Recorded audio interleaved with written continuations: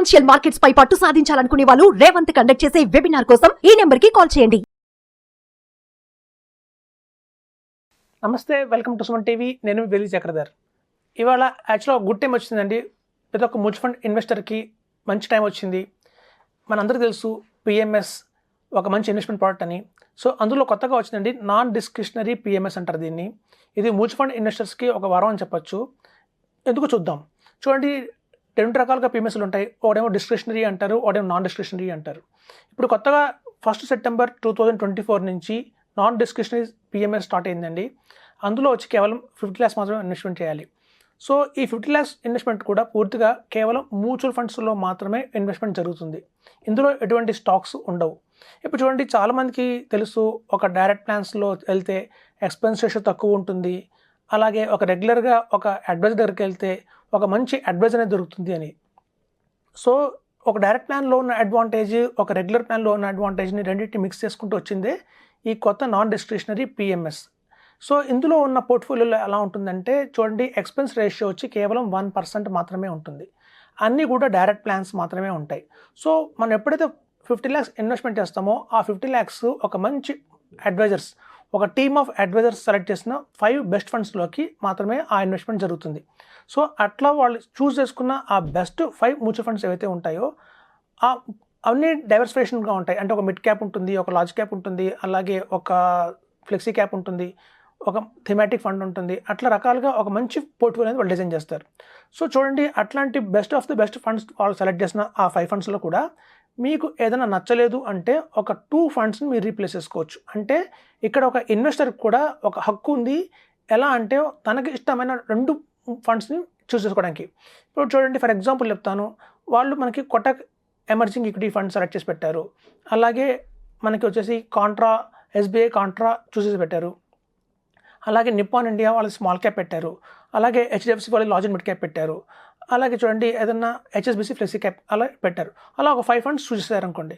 ఆ 5 చూస్ చేసిన వాళ్ళు చూసిన ఆ 5 ఫండ్స్లో మీకు ఒకవేళ మాకు మార్చుకోవాలి అనిపిస్తే ఆ హెచ్ఎస్బిసి ఫ్లెక్సీ క్యాప్ బదులు నాకు పెరాక్ ఫ్లెక్సీ క్యాప్ కావాలండి అంటే కూడా మనం మార్చుకోవచ్చు. అలాగే వాళ్ళు తీసుకున్న ఏదైనా small cap fund, Nippon India small cap ఫండ్ని మనం క్వాంట్ స్మాల్ క్యాప్తో రీప్లేస్ చేసుకోవచ్చు. సో ఇట్లాంటి అవకాశం కూడా ఈ నాన్ కన్వెన్షనరీ డిస్క్రిషనరీ పిఎంఎస్లో మనకు దొరుకుతుంది. సో ఈ నాన్ డిస్క్రిషనరీ పిఎంఎస్లో మనకి వచ్చిన ప్రతిక లాభం ఏంటంటే ఒక కస్టమర్ కూడా, ఒక ఇన్వెస్టర్గా కూడా మీరు 2 ఫండ్స్ని మీరు సొంతంగా చూస్ చేసుకోవచ్చు. లేదంటే వాళ్ళే బెస్ట్ ఆఫ్ ది బెస్ట్ చూసేసి పెడతారు. ఇప్పుడు చూడండి, మనకి ఇవన్నీ డైరెక్ట్ ప్లాన్స్లో ఉన్నాయి కాబట్టి మనకి ఎక్స్పెన్స్ రేషియో కూడా గణనీయంగా తగ్గుతుంది. ఎప్పుడైతే 50 lakhs మనం ఇన్వెస్ట్మెంట్ చేస్తామో దాని మీద ఓన్లీ 1% మాత్రమే ఎక్స్పెన్స్ రేషియో. ఎప్పుడైతే మార్కెట్లో దాని వాల్యూ గణనీయంగా పెరుగుతూ 2 crores అనేది క్రాస్ అవుతుందో అప్పుడు ఎక్స్పెన్స్ రేషియో వచ్చి 0.50%, అంటే కేవలం 50 పైసలు మాత్రమే. అలా ఎప్పుడైతే 5 crores దాటిందో ఫ్యూచర్లో ఎక్స్పెన్స్ రేషియో వచ్చి 0.30%, అంటే 30 పైసా మాత్రమే. ఎప్పుడైతే 10 crores దాటిందో మీ ఏయుఎం కావచ్చు, మీ మొత్తం అసెట్ వాల్యూ కావచ్చు, కార్పస్ కావచ్చు, గణనీయంగా ఎక్స్పెన్స్ రేషియో వచ్చి 0.10%, అంటే 10 పైసా మాత్రమే. చూడండి, ఇలా మన వాల్యూమ్ ఆఫ్ ద ఇన్వెస్ట్మెంట్ పెరిగినప్పుడు కూడా మార్కెట్లో పెరిగిన వల్ల మీకు ఎక్స్పెన్స్ రేషియోనే తగ్గుతూ మొహం పడుతుంది. సో డైరెక్ట్ ప్లాన్స్ ఉంటాయి ఇందులో. సో ఇందులో ఉన్న బ్యూటిఫుల్ థింగ్ ఏంటంటే ఒక ఎస్ఐపి ద్వారా మీరు ఎవ్రీ మంత్ 50,000 రూపీస్ కూడా ఇన్వెస్ట్మెంట్ చేసుకోవచ్చు. సో ఒక ఎస్ఐపి లాగా మీరు ఎవ్రీ మంత్ 50,000 రూపీస్ ఇన్వెస్ట్మెంట్ చేసుకోవచ్చు, లేదా క్వార్టర్లీ 50,000 రూపీస్ ఎస్ఐపి లాగా ఇన్వెస్ట్మెంట్ చేసుకోవచ్చు. లేదంటే ఎప్పుడైనా మార్కెట్ డిప్ అయింది, ఒక మంచి ఆపర్చునిటీ వచ్చింది, అట్లాంటి టైంలో మీరు 1 lakh కానీ 2 lakhs కానీ కూడా యాడ్ చేసుకోవచ్చు. సో చూడండి, మనకున్న అన్ని బెనిఫిట్స్, ఒక మ్యూచువల్ ఫండ్స్లో ఎన్ని బెనిఫిట్స్ ఉండాలో అన్ని బెనిఫిట్స్ తీసుకొచ్చి ఒక చోట పెట్టారు. అదే మనకి ఈ non discretionary PMS mutual funds ద్వారా. సో చూడండి, ఇప్పుడు చాలామంది అనుకుంటారు మనం ఎందుకు మ్యూచువల్ ఫండ్స్ డైరెక్ట్గా చేసుకోవచ్చు కదా, ఆల్రెడీ మనకి చాలా మంచి యాప్స్ ఉన్నాయి, అలాగే మనం డైరెక్ట్గా కొంతమంది అడ్వైజర్స్ కూడా మనకి అడ్వైజ్ చేస్తారు. అలాంటి టైంలో మనం దీనికి రావడం వల్ల ఏంటి అధిక లాభం అంటే చూడండి, ఇక్కడ పిఎంఎస్ ద్వారా కనుక మనం మ్యూచువల్ ఫండ్స్లో ఇన్వెస్ట్మెంట్ చేస్తే అక్కడ కేవలం 5 బెస్ట్ ఫండ్స్ మాత్రమే ఉంటాయి. అంతకు మించి ఎక్స్ట్రా ఒక ఫండ్ కూడా ఉండదు. ఇక చూడండి, ఫర్ ఎగ్జాంపుల్ చెప్తాను. ఒక తల్లి పిల్లలకి ఎప్పటిదాకా పాఠం చెప్పగలుగుతుంది అంటే 5వ తరగతి దాకా చెప్పగలుగుతుంది. చూడండి, చిన్నప్పుడు ఒక హౌస్ వైఫ్గా పిల్లలు స్కూల్ నుంచి రాగానే వాళ్ళకి కొంచెం స్నాక్స్ ఇచ్చి తను ఒక ట్యూషన్ లాగా లేకపోతే ఒక హోంవర్క్ చేయించాలన్నా కూడా ఒక 5th క్లాస్ దాకా కూడా చెప్పగలుగుతారు. కానీ 6th క్లాస్ అంటే సెకండరీ స్కూల్ వస్తాం, అక్కడ సిలబస్ పెరిగిపోతుంది, చాలా బాగా పెరుగుతుంది. ఎప్పుడు 7th క్లాస్ 8th క్లాస్కి ఒక హౌస్ వైఫ్గా ఒక తల్లికి చెప్పగలేకపోవచ్చు. అలాంటప్పుడు ట్యూషన్ మనం పంపిస్తాం. అట్లాగే 50 lakhs దాకా కూడా మనం ఎట్లయినా చిన్న ఒక అడ్వైజర్, ఒక లోకల్గా మన దగ్గర ఉన్న అడ్వైజర్ని సంప్రదించో, లేకపోతే మనం సొంతంగా ఏదైనా గూగుల్ రీసెర్చ్ చేసుకోవచ్చో, మనీ కంట్రోల్ రీసెర్చ్ చేసుకోవచ్చు. అట్లా కనుక మనం గణనీయంగా 50 lakhs దాకా వచ్చిన తర్వాత ఆ 50 lakhs ఎప్పుడైతే వాల్యూమ్ పెరుగుతుందో రాబోయే రోజుల్లో మనం సొంతంగా నిర్ణయం తీసుకునే కన్నా ఒక కార్పొరేట్ వాళ్ళకి హ్యాండిల్ చేస్తే, ఒక పిఎంఎస్ అనేది ఒక కార్పొరేట్గా స్టాండర్డ్గా ఉంటుంది కాబట్టి అక్కడ ఒక అడ్వైజర్ కాదు, టీమ్ ఆఫ్ అడ్వైజర్స్ ఉంటారు కాబట్టి వాళ్ళ best of the best folio ఇస్తారు. మనం 50 lakhs ఎట్లయితే 1 crore-కి 2 crores-కి వాళ్ళు తీసుకెళ్తూ ఉంటారో మనకు అధికంగా లాభం వస్తుంది. ఇప్పుడు చూడండి, చాలామంది తెలియని విషయం ఏంటంటే మ్యూచువల్ ఫండ్స్లో కూడా ఒక నెగిటివ్ ర్యాంకింగ్ అనేది ఉంటుంది.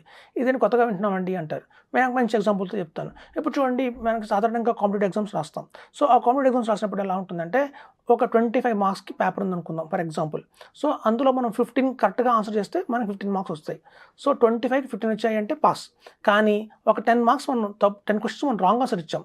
సో ఆ రాంగ్ ఆన్సర్ ఇచ్చినప్పుడు ఏమవుతుందంటే ఆ నెగిటివ్ మార్కింగ్ వల్ల ఒక్కొక్క మార్క్కి 0.5 తీసుకుంటే కూడా మనకి 5 మార్క్స్ కట్ అయిపోతాయి.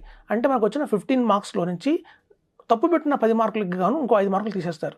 అంటే మనం 25కి 10 వచ్చాయి, అంటే మనం ఫెయిల్ అయ్యాం. సో ఇట్లాగే మ్యూచువల్ ఫండ్స్లో కూడా జరుగుతుంది ఏంటంటే 5కు మించి ఫండ్స్లో ఇన్వెస్ట్ చేస్తున్నారు తెలియక. చాలామంది ఏంటంటే 20 ఫండ్స్, 12 ఫండ్స్, 14 ఫండ్స్లో ఇన్వెస్ట్ చేస్తున్నారు. అలాంటప్పుడు ఏమవుతుందంటే అందులో కేవలం ఒక 5 ఫండ్స్ మాత్రమే మంచి ఫండ్స్ ఉంటాయి, మంచి రిటర్న్ ఇచ్చే ఫండ్స్ ఉంటాయి, డబుల్ డిజిట్ రిటర్న్ ఇచ్చే ఫండ్స్ ఉంటాయి. సో బ్యాలెన్స్ ఏవైతే 12 ఫండ్స్ ఉన్నాయో, 10 ఫండ్స్ ఉన్నాయో అవి నెగిటివ్ రిటర్న్ ఇవ్వచ్చు, లేదా సింగిల్ డిజిట్ రిటర్న్ ఇవ్వచ్చు. ఇలా మంచి ఫండ్స్ ఇచ్చిన రిటర్న్ని అదర్ ఫండ్స్ ఏవైతే ఉన్నాయో తినేస్తున్నాయి. వాటి రిటర్న్స్ తినేసి మనం అల్టిమేట్గా మనం ఏదైతే గోల్ అనుకుంటామో మ్యూచువల్ ఫండ్స్లో, ఓకే నాకు దీర్ఘకాలంలో 2 కోట్లు కావాలి, ఒక 5 కోట్లు కావాలి అనేది జరగకుండా అవుతుంది. చాలా మంది చూస్తాం మ్యూచువల్ ఫండ్స్లో ఇన్వెస్ట్ చేసుకుంటున్నాను ఇన్వెస్టర్స్కి.